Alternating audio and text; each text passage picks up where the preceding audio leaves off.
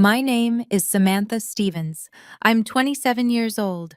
48 hours ago, I was supposed to walk down the aisle at the Bradford estate in front of 350 guests. A $220,000 wedding my fiancé's family mostly paid for. Instead, I woke up to 63 missed calls, 12 voicemails, and one text from my mother that said, "Where is she?" Not "Are you okay?" Not "I'm sorry." Just, "Where is your sister?"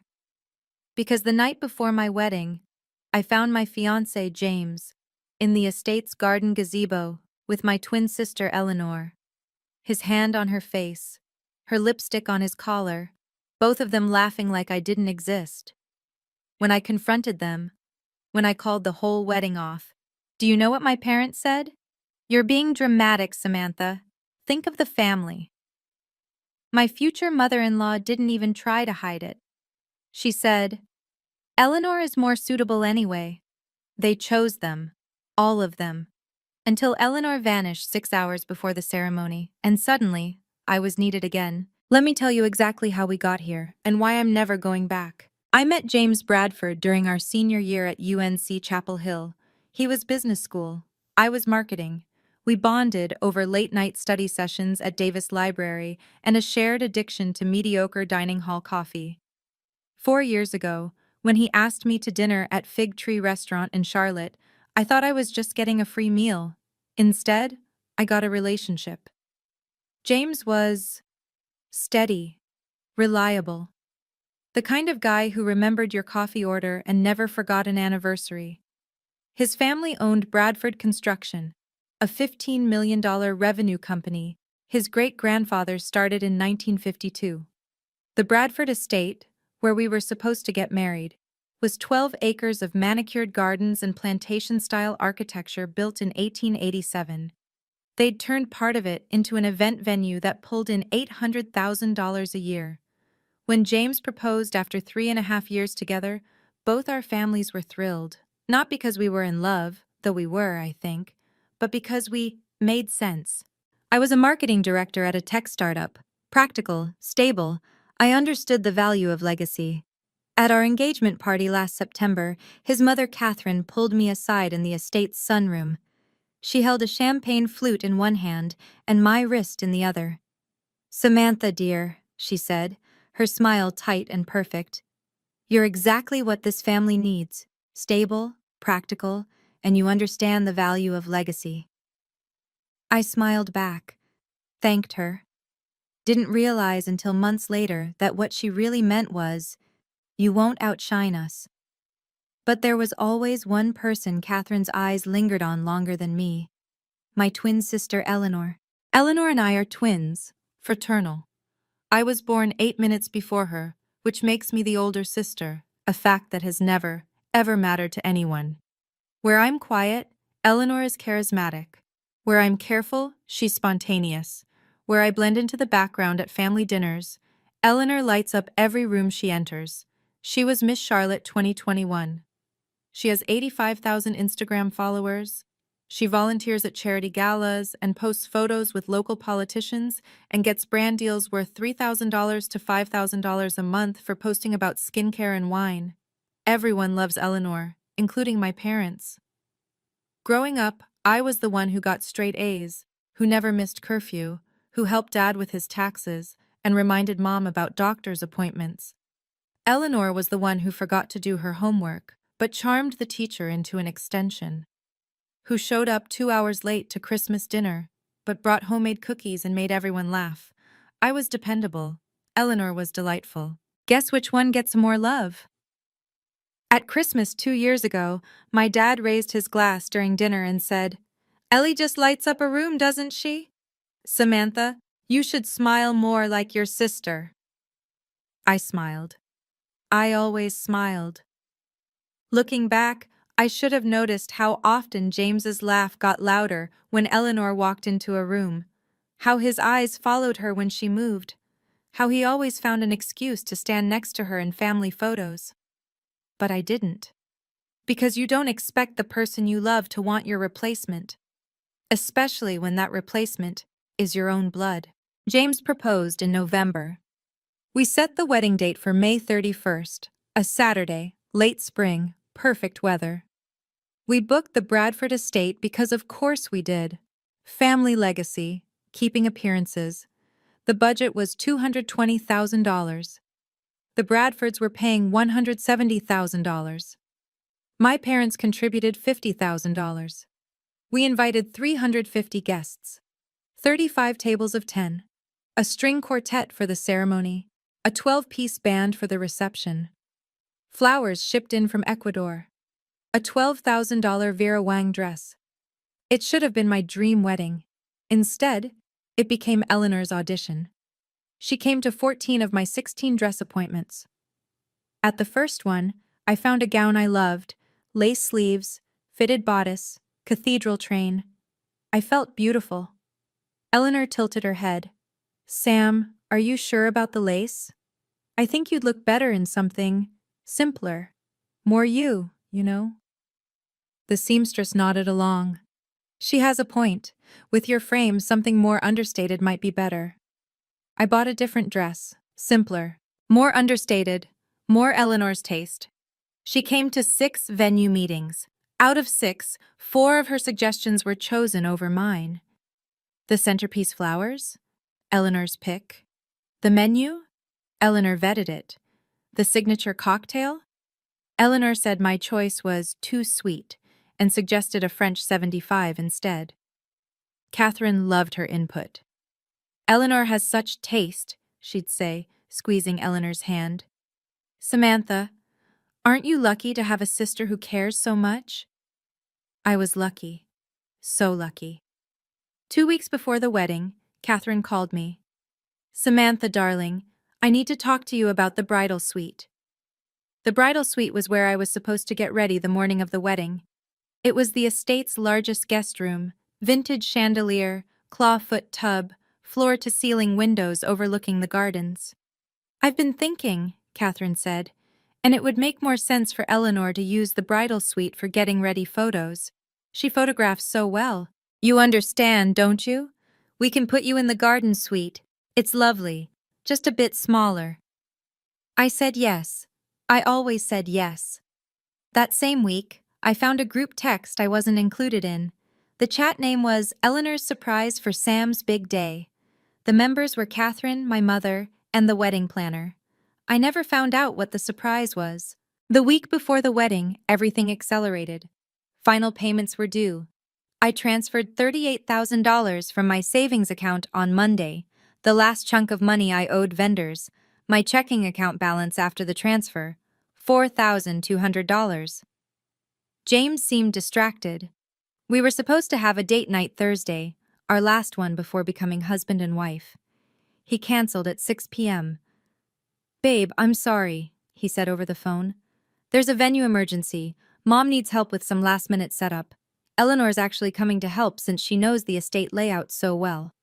I could help, I offered. No, you've been stressed. Relax. I'll see you tomorrow at the rehearsal. That night, I drove past the Bradford estate at 9 p.m. Eleanor's car was in the parking lot, so was James's. The lights were on in the estate's main office. I didn't stop. I told myself I was being paranoid. Wedding stress, cold feet, normal. Friday morning, the day before the wedding, Eleanor texted me. Can't wait to stand beside you tomorrow, sissy. It's going to be unforgettable. She was right. Just not the way she thought. The rehearsal started at 7 p.m. sharp. 68 guests, immediate family, the wedding party, and out-of-town guests who'd flown in early, filled the estate's grand ballroom. White roses everywhere, candles flickering on every surface. A preview of tomorrow's ceremony. I stood at the back of the aisle in jeans and a blouse, holding a bouquet of fake flowers the wedding planner handed me. James waited at the altar in khakis and a button-down, grinning. We walked through the processional. Bridesmaids first. Then Eleanor, my maid of honor, in a blush pink dress that somehow looked more bridal than my rehearsal outfit. She walked slowly, gracefully, smiling at guests like she was the one getting married. When it was my turn, I walked down the aisle. James's eyes were on me, but when I reached him, I caught him glancing past my shoulder. At Eleanor. The minister, a family friend of the Bradfords, walked us through the vows. Do you, James, take Samantha? He stumbled, paused. Sorry, do you, James, take this woman? Eleanor giggled. Catherine shot her a look, but she was smiling. The rehearsal took 35 minutes. By 8:12 p.m., we were done. James's phone buzzed. He pulled it out, glanced at the screen, and went pale. Sorry, he muttered. I need to check on the sound system. He walked out. I watched him go. Told myself it was fine. Groom jitters, normal. Rehearsal dinner was seated service. Filet mignon or pan-seared salmon, roasted vegetables, a champagne toast. 68 guests at 8 tables. I sat at table 1, the family head table. My parents on one side, James's parents on the other. Eleanor next to Catherine, who kept touching her arm and laughing at everything she said. James's seat next to mine was empty. Appetizers arrived at 8:20 p.m. James still wasn't back. At 8:45 p.m., I realized Eleanor was gone too. I leaned toward my mother. Have you seen Ellie? She went to check the bridal suite setup, Mom said, not looking up from her phone. Make sure everything's perfect for tomorrow. 40 minutes. Both of them gone for 40 minutes. Main course arrived at 9 p.m. Still no James. Still no Eleanor. At 9:30 p.m., the best man, James's college roommate, stood to give a toast. He was already drunk. To James, he slurred, raising his glass. A man who knows what he wants and isn't afraid to go after it. And to Samantha, well, you're a lucky woman. Awkward laughter rippled through the room. I checked my phone. 9:35 p.m. James had been gone for 1 hour and 23 minutes. At 9:50 p.m., I couldn't take it anymore. I stood. My mother grabbed my wrist under the table. Samantha, sit down. You're making a scene. I pulled away. I need to find James. He's handling vendor issues. Let him work. I walked out of the ballroom. No one followed me. The garden gazebo was 180 feet across the back lawn. I knew because James and I had walked it during our engagement photo shoot. The photographer said it was the most romantic spot on the property. Perfect view, perfect privacy. I walked across the grass in my flats, the May night air warm against my skin. I could hear laughter from the gazebo before I could see it. James's laugh. Eleanor's laugh. I stepped into the clearing. James was sitting on the gazebo bench. Eleanor was next to him, close enough that their knees touched. His hand was on her face, tilting her chin up. Her lipstick, red velvet number 42, the shade she'd given me for Christmas and said we should match, was smeared on his collar. They were laughing, smiling, intimate, like I didn't exist. I checked my phone to steady my hands. 10:15 p.m. I stepped into the gazebo light. Eleanor saw me first. For half a second, her eyes widened. Then she smiled, that pageant smile, all teeth and warmth. Samantha, she said brightly, standing, we were just talking about tomorrow. Isn't it exciting? James turned, saw me, froze. I stared at the lipstick on his collar, the same shade I was supposed to wear tomorrow. Talking, I repeated. Sam, James started, with her lipstick on your shirt. Eleanor laughed, light and easy. Oh, that. I was fixing his collar and got some on him by accident. You know how clumsy I am. Your hand was on her face, I said. It wasn't. James stood. Sam, you're misunderstanding. Then explain it to me. My voice was calm, too calm. Explain why you've been gone for 2 hours. Explain why you're sitting here in the dark with my sister. We were discussing tomorrow, Eleanor said. The surprise we planned for you. We didn't want to ruin it. What surprise? Eleanor glanced at James. James looked at the ground. James, I said. What surprise? There's no surprise, he muttered. Eleanor's smile faltered. I pulled out my phone. I'm calling off the wedding. James lunged forward, grabbed my wrist. Sam, wait, please, it's not what it looks like. Then what is it? He looked at Eleanor. It's complicated. I yanked my arm free. It's not complicated. You're cheating on me, with my sister, the night before our wedding. Eleanor started crying. Real tears, not pageant tears. You're ruining everything, she whispered. I'm ruining everything? I stared at her. Ellie, what the hell is going on? Nothing. She wiped her eyes. God, Samantha, you always do this. You always assume the worst. We were just talking and you twisted into something ugly because you can't stand that people like me better than you. The words hit like a slap. James didn't defend me. At 10:28 p.m., footsteps crunched on the gravel path. Catherine Bradford appeared, her face tight. What is going on out here? She demanded. Samantha, why are you shouting? I found James with Eleanor, I said. I'm calling off the wedding. Catherine's eyes went wide. Not shocked wide, annoyed wide. You will do no such thing, she said. This is pre-wedding jitters. James, Eleanor, go inside. Samantha, we need to talk. There's nothing to talk about, I said. It's over. Over? Catherine stepped closer. Do you have any idea what you're throwing away? The deposits? The guests flying in tomorrow morning?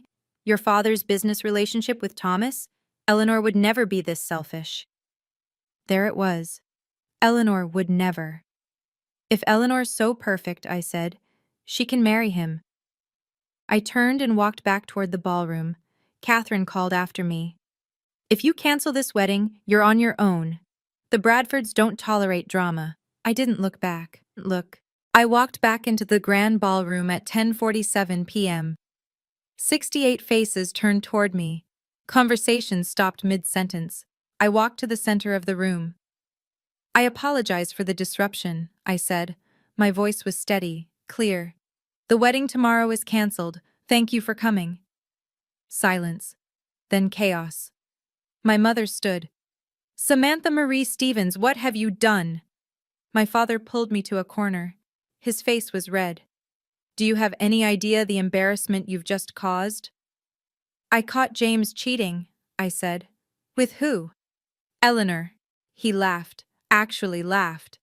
Eleanor? Your sister? Samantha, that's absurd. I saw them. You saw them talking. You're being paranoid. Thomas Bradford, James's father, appeared next to us. He was a tall man, silver-haired, built like someone who'd worked construction for 40 years before owning the company. Young lady, he said, his voice low and dangerous. We have $154,000 in non-refundable deposits. If you're canceling over cold feet, your family will be hearing from our attorneys. I'm not canceling over cold feet, I said. I'm canceling because your son is in love with someone else. That's a serious accusation. It's the truth. He leaned in close. The truth is, you just humiliated 2 families in front of 70 people. I hope it was worth it. I looked around the room. James stood near the bar, pale and silent. Eleanor was crying into Catherine's shoulder. My parents looked at me like I'd committed a crime. Not one person asked if I was okay. At 11:15 p.m., I walked out of the Bradford estate. I drove the 10 minutes to my parents' house in silence.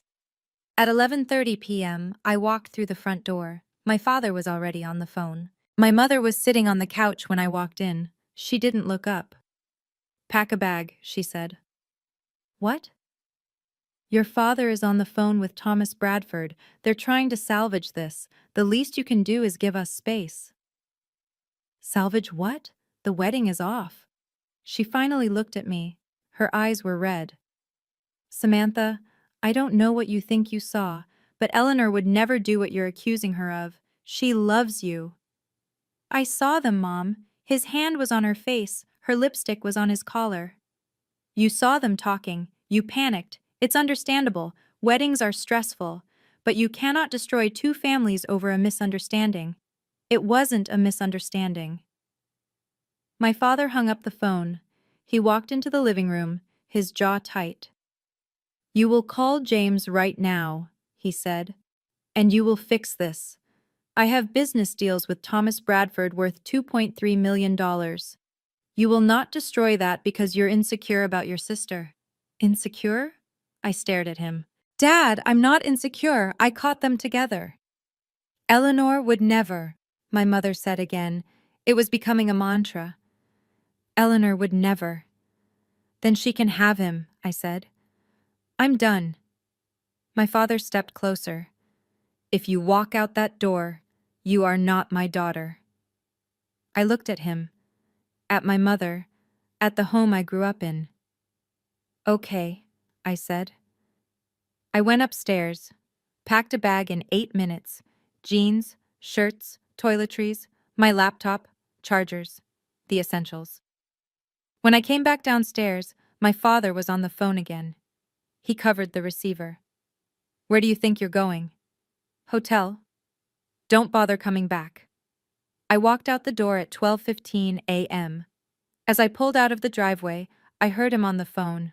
Tom, I'm calling a locksmith. She won't be a problem anymore. At 12:40 a.m., I watched from my car parked down the street as a locksmith's van pulled up to my childhood home. At 1:23 a.m., the locksmith left.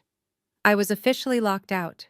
At 1:45 a.m., I checked into a Holiday Inn Express off I-77. Room 314, $89 a night, the cheapest room I'd ever paid for. It felt like freedom. I couldn't sleep. At 2:14 a.m., my phone buzzed. You have been removed from Steven's family. The group chat, the one we'd had for 5 years, Sunday dinners, holiday plans, mom's grocery lists, dad's bad jokes. I could still see messages for a few hours, some glitch in the settings. I watched them plan my destruction in real time. Mom, 2:22 a.m. Eleanor is devastated. Samantha accused her of something terrible. We're working with the Bradfords on next steps. Aunt Margaret. What happened? Dad, 2:35 a.m. Samantha canceled the wedding over nothing. Pre-wedding psychosis. We're considering intervention. Catherine Bradford, 3:10 a.m. Thomas and I discussed with James. If Eleanor is willing, we'd like to move forward with a modified plan.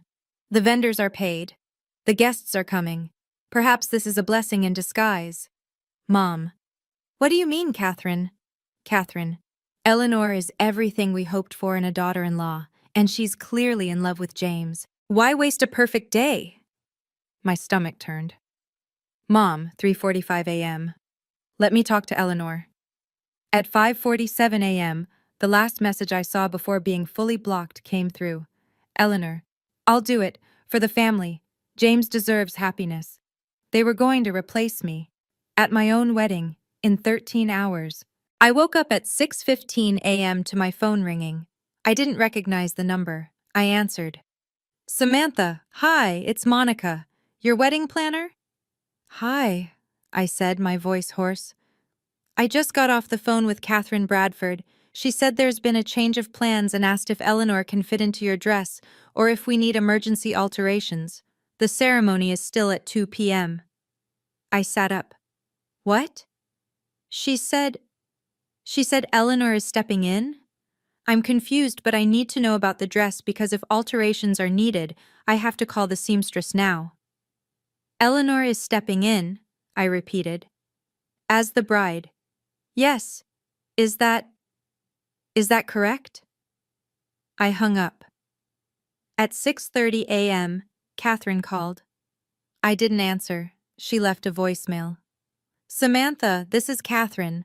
I need you to return the Vera Wang gown and the engagement ring by noon. They're Bradford family property. Failure to comply will result in legal action. The dress cost $12,000. The ring was $8,500. At 7 a.m., Thomas Bradford left a voicemail. Miss Stevens, this is Thomas Bradford. You have until noon to return the gown, the ring, and sign a liability waiver. Failure to comply will result in immediate legal action for theft and breach of contract. We expect your cooperation. At 9:20 a.m., my mother texted, Samantha, whatever your issues, don't punish Eleanor. She's doing the family a favor by stepping in. The least you can do is return the dress. I stared at the text. Doing the family a favor. At 10:55 a.m., I walked into a lawyer's office. Emergency Saturday appointment. Her name was Patricia Morgan. She was 53, sharp-eyed, and had handled family law for 19 years. I showed her everything: the texts, the voicemails, the group chat screenshots I'd taken before being blocked. She read in silence. Finally, she looked up. "Ms. Stevens," she said, "I've practiced family law for 19 years. I've never seen anything like this. They're treating you like low inventory." "Can they sue me for the deposits?" I asked. "They can try. They won't win. You didn't breach a vendor contract. You ended a personal relationship. But I'm more concerned about this." She tapped my phone. 63 calls in 4 hours? That's harassment. 63? She counted. From 6 a.m. to 10 a.m., 63 missed calls from various numbers. I hadn't even noticed. "Can they sue me for not returning the dress and ring?" "Conditional gifts," Patricia said. "When an engagement ends, the gifts are no longer valid. The ring goes back in most states, but the dress? That's yours. You bought it. But Samantha, I need you to listen to me. Block every number. Create a new email. These people are dangerous." At 2:07 p.m., 7 minutes after my ceremony was supposed to start, my phone buzzed. A text from Eleanor's number. "I can't do this. I'm sorry. I'm leaving." Then, nothing. At 6:08 p.m. Saturday, Catherine Bradford posted on Facebook. I saw it because my cousin Rachel sent me a screenshot. The post showed a photo of the empty ceremony space, white chairs, altar, no bride, no groom. The caption: "With heavy hearts, the Bradford and Stevens families announced the postponement of today's celebration due to unforeseen circumstances. We ask for privacy during this difficult time. Thank you to all who traveled to be with us." Within an hour, 140 comments. What happened? I heard the bride had a meltdown. Someone told me she got jealous of her own sister. Poor James, he deserves better. The Bradfords are such a classy family to handle this with grace. Not one comment mentioned me by name, but everyone knew. I was the villain. Sunday morning, my phone rang. My boss, Jennifer. "Samantha, I need you to come in Monday morning. 9:30, my office." "What's wrong?" "We'll talk Monday." She hung up. Monday morning, Jennifer pulled me into her office at 9:30 a.m. sharp. She slid a printed email across the desk. "Samantha," she said gently, "I need to hear your side, because if what they're saying is true, we have a problem." I read the email. Subject: Concern regarding employee conduct, to whom it may concern. We are writing to express concern about employee Samantha Stevens.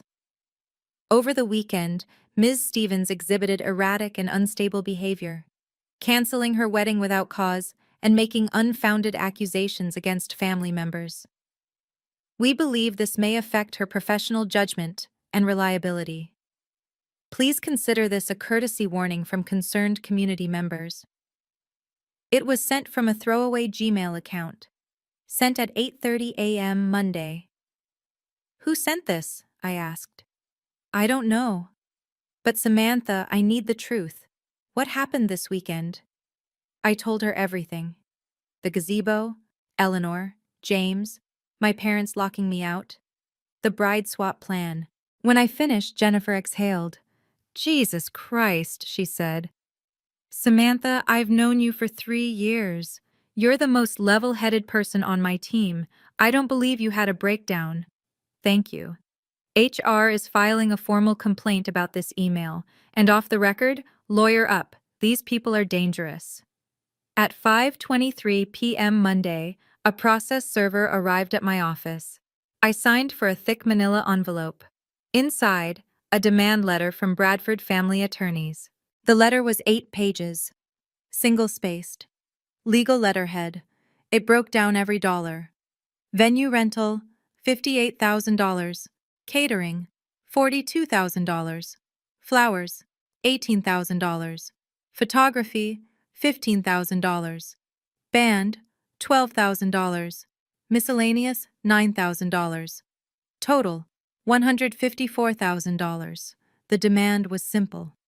On behalf of the Bradford family and associated parties, this firm demands immediate remittance of $154,000 in non-refundable wedding expenses incurred due to your unilateral and irrational cancellation of the May 31st wedding ceremony. Additionally, we reserve the right to pursue damages for reputational harm to Bradford Construction, LLC, and emotional distress to Mr. James Bradford. Payment due by June 30th, 2025. Failure to comply will result in civil litigation. I called Patricia. She read the letter over the phone. "Don't pay a cent," she said. "This letter is designed to scare you. It has no legal standing." "But Samantha?" "Block every number. Change your email. Because once they realize the lawsuit won't work, they're going to escalate." I spent Tuesday blocking numbers, 22 in total. I created a new email address. I changed my social media to private. For 4 days, I had peace. I started therapy. Dr. Rachel Wright. Tuesdays and Thursdays. $180 a session. Insurance covered $60. At my first session Thursday evening, she asked me to describe my family. I told her about Eleanor, about my parents, about always being the responsible one. Dr. Wright leaned back in her chair. "Samantha," she said, "what you're describing is a trauma response. Your family scapegoated you to preserve their own comfort. That's not love. That's dysfunction." "But they're my family. Shouldn't I try to fix it?" "At what cost? You've already paid too much." Friday evening, I ordered Thai food, poured wine, watched Netflix. At 11:43 p.m., my doorbell rang. I checked the peephole. James was standing there, holding flowers. Backtracking, what happened at the wedding, Saturday, May 31st.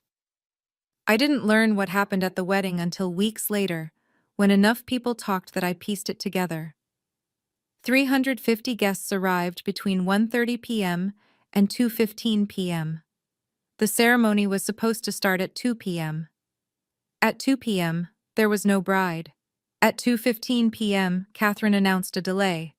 At 2:30 p.m., Eleanor was supposed to walk down the aisle, but Eleanor never came out of the bridal suite. At 1:45 p.m., she locked herself in the bathroom.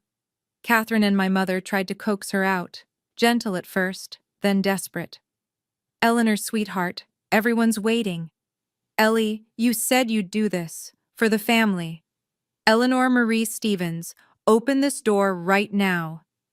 At 2:35 p.m., Catherine noticed the bathroom window was open. Eleanor had climbed out. By 3:15 p.m., her car was found at Charlotte Douglas Airport, long-term parking, Lot B, space 324. Security footage showed her boarding a flight at 11:52 p.m. Friday night. Destination, Barcelona. One-way ticket, $1,240. She left a note. Not for the family, for James. It was found at 3:15 p.m., tucked under the $12,000 Vera Wang dress she never put on. "I can't be her replacement. I'm sorry. I'm not that cruel." Sunday morning, I woke up in my Holiday Inn room to my phone exploding. 63 missed calls by 10 a.m., 12 voicemails, 35 text messages. I listened to the voicemails in order. Voicemail number 1. Mom, 6:15 a.m. Samantha, please call me. Voicemail number 2. Mom, 6:28 a.m. Samantha, this is serious. Call me back. Voicemail number 3. Catherine, 6:32 a.m. Samantha, this is Catherine. We need you to call us back. Eleanor is missing. She was supposed to. We can't find her. Please, call me. Voicemail number 5. Mom, 6:51 a.m. Samantha, I know we said things, but Eleanor is gone. Her car is at the airport. We don't know where she went. Please, sweetheart, call me back. Voicemail number 8. James, 7:28 a.m. Sam, it's James. Fuck. I know I don't deserve this, but Eleanor's gone and everyone's freaking out and I need to talk to you, please. The text escalated. Mom, 6:15 a.m. Samantha, please call me. Mom, 6:42 a.m. Eleanor is missing. We need your help. Catherine, 7:05 a.m. Samantha, I'm begging you, please call. Eleanor left. We have 350 guests here. We need to make a decision. Dad, 7:38 a.m. Samantha, this is serious. Call your mother now. Mom, 8:23 a.m. Sweetie, I know we hurt you. Please, we made a mistake. Come home. Catherine, 9:10 a.m. If you had just gone through with the wedding, none of this would have happened. This is on you. There it was. Still my fault. At 9:47 a.m., my mother left voicemail number 12. Her voice was raw, breaking. Samantha, please, we need you. We were wrong. So wrong. Please come home. I listened to it 3 times. Then I saved it. And I went back to sleep. At 2:14 p.m. Sunday, Eleanor posted on Instagram. She hadn't blocked me. The photo showed her in front of the Sagrada Familia. Sunset, hair loose, peaceful. The caption, "Sometimes the bravest thing you can do is walk away from the life everyone wants you to live. I'm sorry to those I've hurt, but I'm done being someone I'm not. Hashtag new beginnings, hashtag Barcelona, hashtag choose yourself." Within 30 minutes, 850 likes, 230 comments. Ellie, are you okay? Girl, what happened to the wedding? Your family is looking for you. Iconic behavior, honestly. But what about James? Not one comment mentioned me. Not one. Eleanor got to be the brave one walking away. I got to be the villain who ruined everything. And somehow I was supposed to fix it. At 4:30 p.m. Sunday, my mother found me. The hotel lobby, Holiday Inn Express, I-77. She was crying. Samantha, baby, please, I'm so sorry. I stood. How did you find me? Your father tracked your phone. Family plan. Of course he did. Mom, I can't do this right now. Please, just listen. We were wrong. So wrong. We were worried about appearances, about the Bradfords, about not losing Eleanor's light, and we forgot you. We forgot our daughter. You didn't forget me, Mom. You chose them. You chose a wedding over your daughter. We made a mistake. People make mistakes. Eleanor is gone and everyone's asking questions and the Bradfords are threatening to sue us now and I stopped her. So you're here because Eleanor left. Not because of what you did to me. She blinked. That's not... Samantha, please. Come home. We'll fix this together.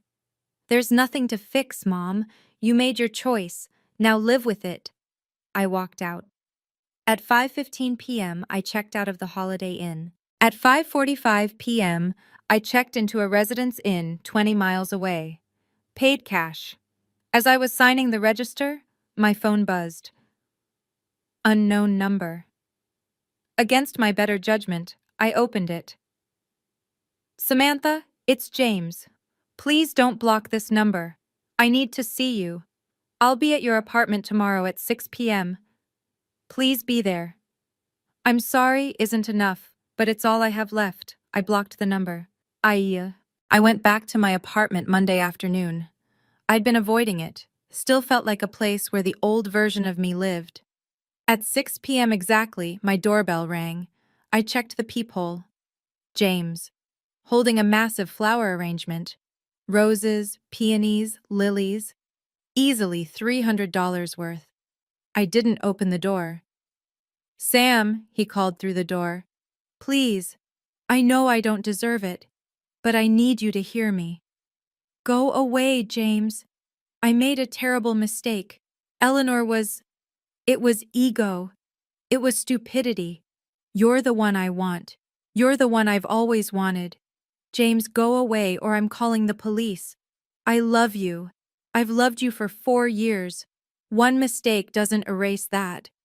One mistake? I leaned against the door. You were planning to marry my sister at our wedding. That's not a mistake. That's a plan. That was my mother's insane idea. I never agreed to it. I told her it was crazy.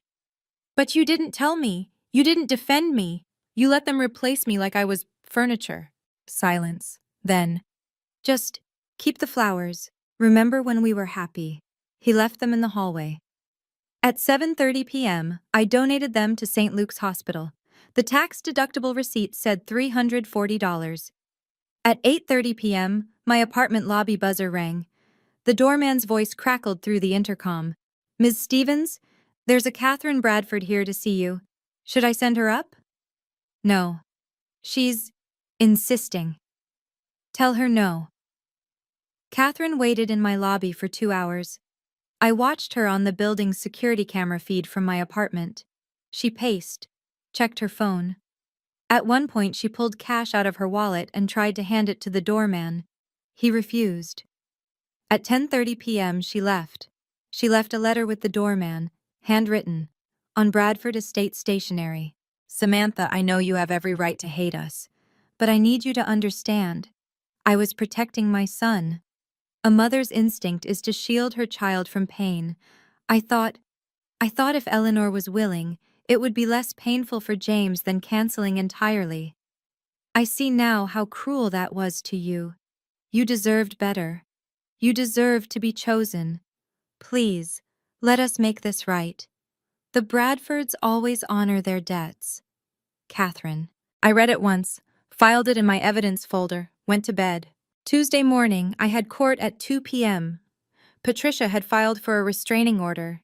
At 11 a.m., my office receptionist called my desk. Samantha, there's a James Bradford here. He says he's your fiancé and needs to speak with you urgently. Tell him I'm not available and he needs to leave. 5 minutes later, she called again.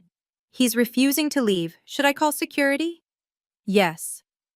Jennifer, my boss, came to my desk 3 minutes later. Samantha, there's a situation in the lobby. Come with me. We went downstairs. James was standing at the reception desk, suit and tie, holding a folder. When he saw me, he stepped forward. Sam, please. I just need 5 minutes. Jennifer stepped between us. Mr. Bradford, Ms. Stevens has made it clear she doesn't wish to speak with you. You need to leave immediately or we'll call the police. I just need 5 minutes. Please, this is important. Sir, you're trespassing. Leave now. I'm not trying to cause trouble. Security arrived. 2 officers. Sir, you need to leave the building. James looked at me. Sam, please. I didn't answer. They escorted him out at 11:25 a.m. HR filed an incident report.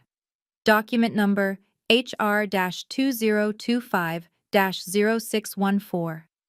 At 1:30 p.m., I was walking to my car to drive to the courthouse when my phone rang. Unknown number, I answered. Samantha, if you go through with this restraining order, you will regret it. My father's voice. Cold. You're destroying 2 families. Is that what you want your legacy to be? I hung up. The courthouse was cold. Fluorescent lights, linoleum floors. Patricia met me outside courtroom 3B. They're all here, she said. All 4 of them. With attorneys. Good. Judge Morrison was a woman in her early 60s. Sharp eyes. No patience for nonsense. She reviewed the evidence. Phone logs, emails, screenshots, voicemails. Then she asked me to testify. Ms. Stevens, she said, can you explain the nature of these contacts? I stood.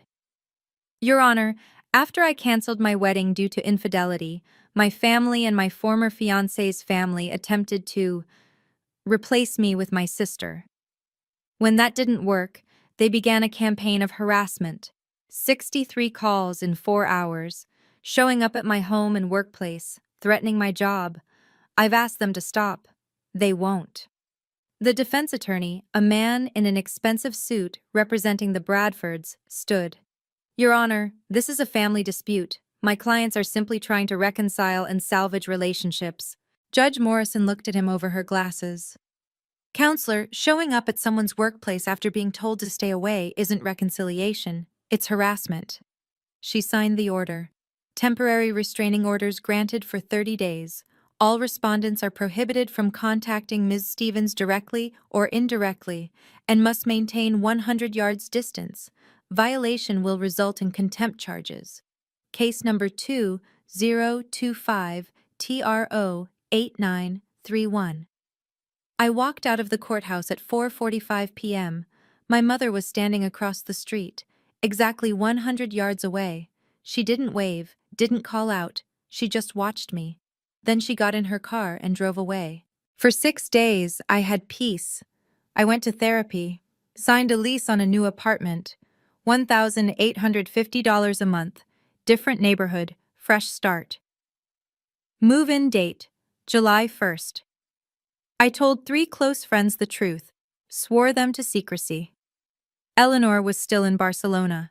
14 Instagram posts, travel blogger aesthetic, gaining followers, now at 92,000.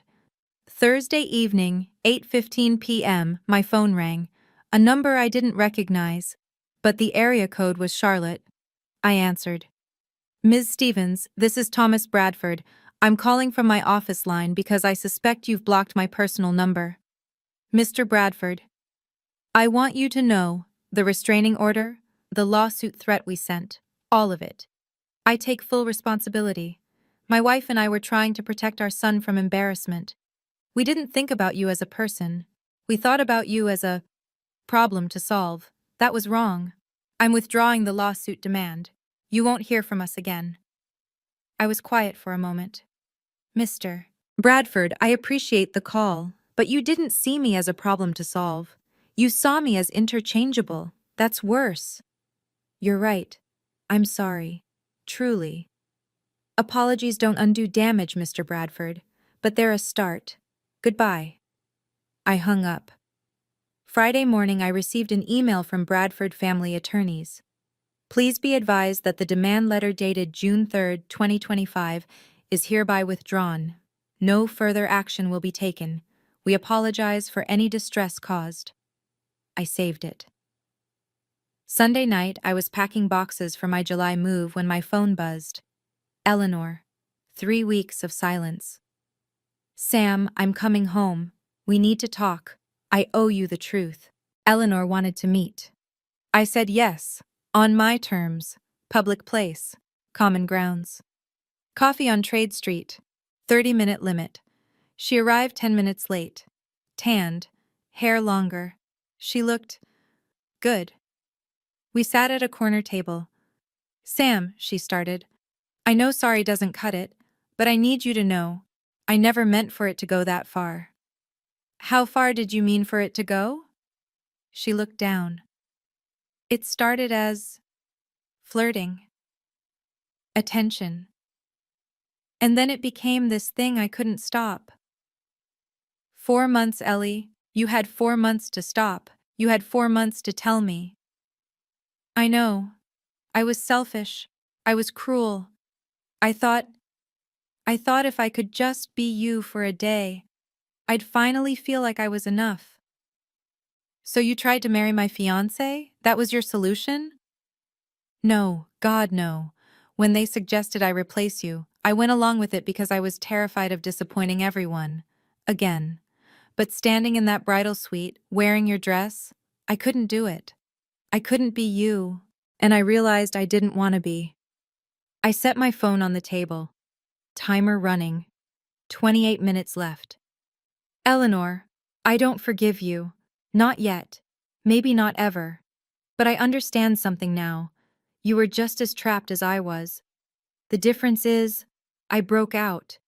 You ran away. She nodded, wiped her eyes. Mom and Dad want to see you. They asked me to ask. I told them I wouldn't. You deserve better than being their backup plan, too. She left after 28 minutes. As she walked out, she turned back. For what it's worth, Sam, you were always the strong one. I just wish I'd told you that before I tried to take everything you had. 5 weeks after the wedding that never happened, Patricia called me. Samantha, a letter arrived at my office from James Bradford. He sent it here because it's the only way to contact you without violating the restraining order. What does it say? I haven't read it. Do you want me to forward it or shred it? Forward it. The letter was 8 pages, handwritten, small, tight script. I read it once. Page 3 stuck with me. Samantha, I have no excuse. I was weak, vain, and cruel. Eleanor was a mirror that showed me the version of myself I wanted to be. Exciting, spontaneous, desired. You were the mirror that showed me who I actually was. Steady, boring, predictable. I resented you for that. Not because you were wrong, but because you were right. I destroyed the best thing in my life because I was afraid of being ordinary. I will regret that every day. I filed it in my evidence folder. 3 days later, I moved it to trash. Not because I forgave him, because he didn't matter anymore. My parents tried indirect contact. Aunt Margaret called. I didn't answer. The family pastor called. I blocked the number. Their lawyer called. I forwarded it to Patricia. Then, on July 8th, a certified letter arrived from my parents' estate attorney. Dear Ms. Stevens, please be advised that you have been removed as a beneficiary from the David and Laura Stevens Family Trust, effective immediately. This decision was made due to conduct unbecoming of a family member. Estimated value of removed inheritance, $200,000. I called Patricia. Can they do this? Let me see the trust documents. She called back 2 hours later. Samantha, your grandfather's trust documents clearly state that beneficiary removal requires cause, addiction, criminality, or incapacitation. Embarrassing the family isn't listed. You could contest this. How much would that cost? Litigation? $30,000 to $50,000. Could take 2 years. And if I win? You get $200,000 from people who treated you like you were replaceable. No thank you, let them keep it. That's a principled choice, expensive but principled. I'm done paying for their dysfunction with my dignity.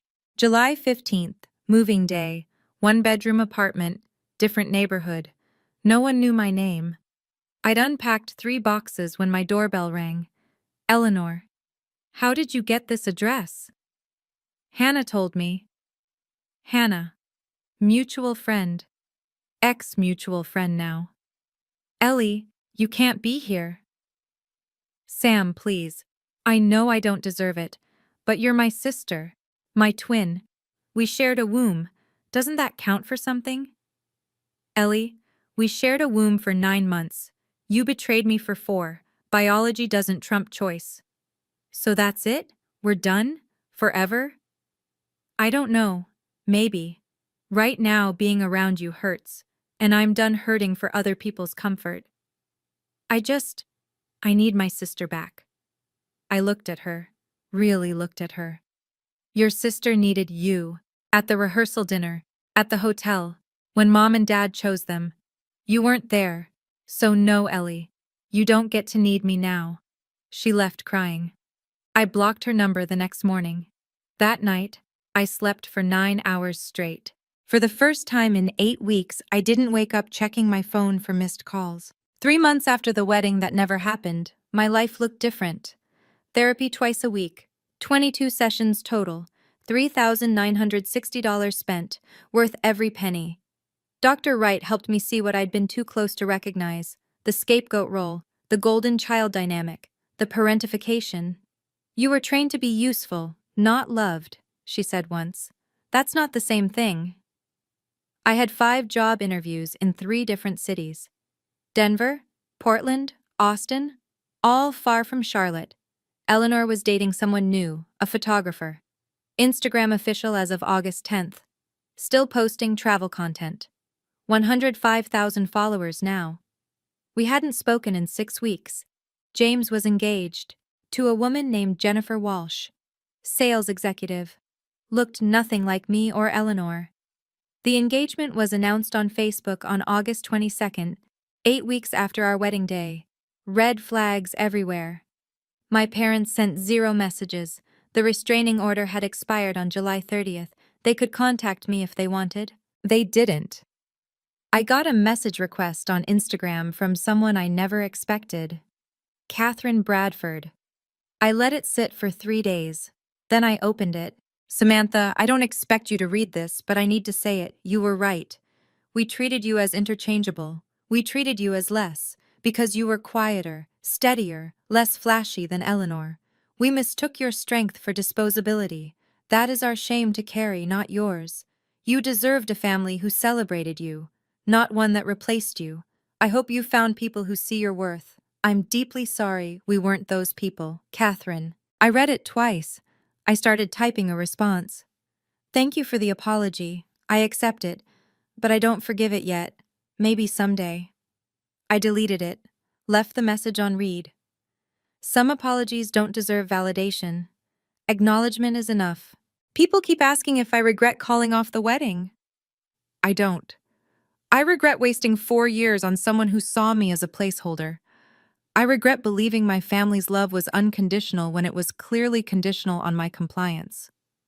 But I don't regret choosing me. For the first time in 27 years, I chose me. My therapist asked last week, "What would you tell 27-year-old Samantha the night before her wedding?" I said, "Run, not away from them, toward yourself." On September 8th, I got a job offer from Denver. $95,000 salary, $10,000 relocation bonus. Decision deadline, September 20th. My lease ends next July. I can break it with 60-day notice. I haven't decided yet, but I know this. I'd rather be free and scared than loved and replaceable. And maybe that's enough. So here I am, 27 years old, single, starting over. And for the first time in my life, I'm not the backup plan. I'm the plan. I posted this on Reddit because I needed to know. Am I the asshole here? AATA for refusing to forgive my family after they tried to replace me at my own wedding? AITA for getting restraining orders against my parents? AITA for not responding to Catherine's apology? Or am I finally doing what I should have done years ago, choosing my own worth over their comfort? The comments came fast. NTA. NTA.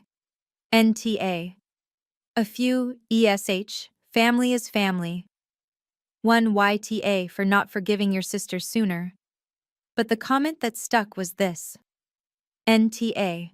But the real question isn't whether you're the asshole, it's whether you're free.